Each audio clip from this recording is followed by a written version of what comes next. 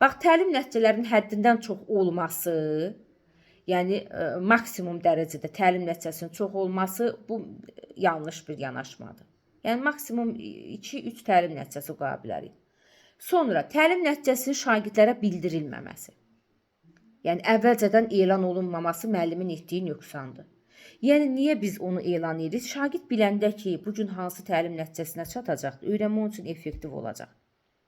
Əgər bu şagird təlim nəticəsini bilmirsə ki, bu gün nəyi öyrənəcək, bu gün hansı bilik bacarığı, sanki elə bir şagirdi tanımadığı bir yolu ötürmüsən. Uşaq baxır sağa, baxır sola, hara gedəcəyini müəyyən eləyə bilmir.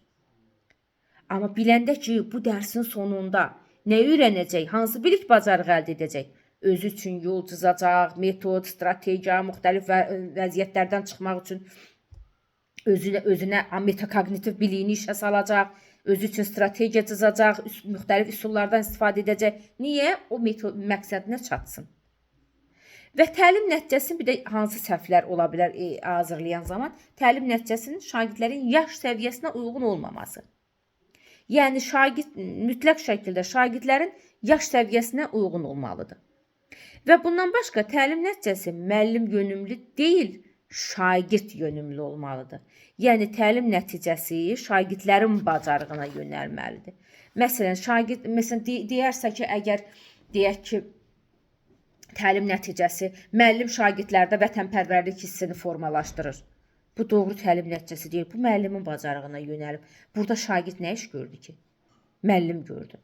Müəllimin bacarığına yönəlirsə əgər fəaliyyət, deməli bu doğru təlim nəticəsi deyil. Və təlim nəticəsinin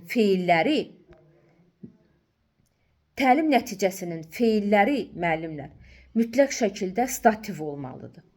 Dinamik yox. Üzr istəyirəm, dinamik feillər olmalıdır, stativ feillər yox. Bax, deyək ki, dinamik feillər hansı feillərdir? Bloom taksonomiyasının feilləri.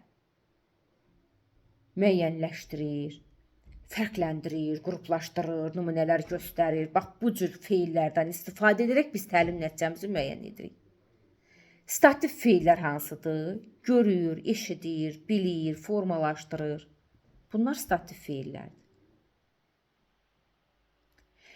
Və bunlarla qurursa əgər təlim nəticəsi yanlışdır.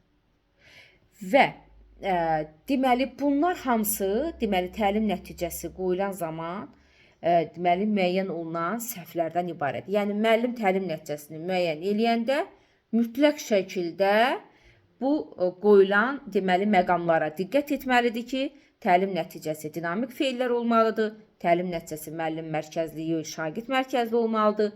Təlim nəticəsi şagirdlərin yaş səviyyəsinə uyğun olmalıdır. Təlim nəticəsi deməli həddən artıq çox olmamalıdır və təlim nəticəsi dərsin əvvəlində şagirdlərə bildirilməlidir. Bax, bu təlim nəticəsini qoyulan zaman edilən səhvlərdən ibarətdir müəllimlər. Yəni mütləq şəkildə dediyim məqamlara diqqət olunmalıdır ki, təlim nəticəmiz doğru hesab olunsun. Belə əziz müəllimlər, və mən sonda bir qruplarımız haqqında məlumat vermək istəyirəm sizə müəllimlər. Bizim deməli aprel ayından material qrupumuz fəaliyyətə başlayıb. Aprel ayından bütün, yəni dərsə qoşula bilməyənlər, vaxtı olmayanlar, deyək ki, indiyənə qədər hazırlaşmayan müəllimlər bizim material qruplarımızdan istifadə edib, yəni dərslərimizdən imtahana qədər faydalana bilərlər və bizim material qruplarımıza daxildir. Nələr? Həm deyək ki, PDF-lər, həm səsli izahlar, həm video izahlar, həm bundan başqa dərslərin bütün mövzuları, mövzu sınağı və ümumi qarışıq sınaqlarımız daxildir. Bunlardan faydalanıb istifadə edə bilərsiniz. İmtahana qədər həftədə bir neçə dəfə ora materiallar göndəriləcəkdir.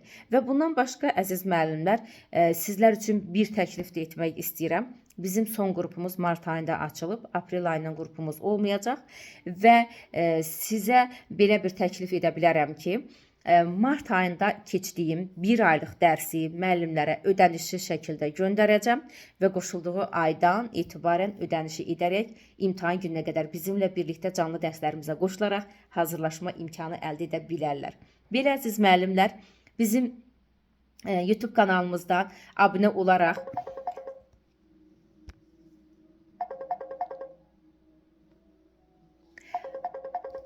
abunə olaraq bizim YouTube kanalımıza abunə olaraq şərh yazmağı, bəyənməyi, paylaşmağı unutmayın və növbəti görüşlərədək.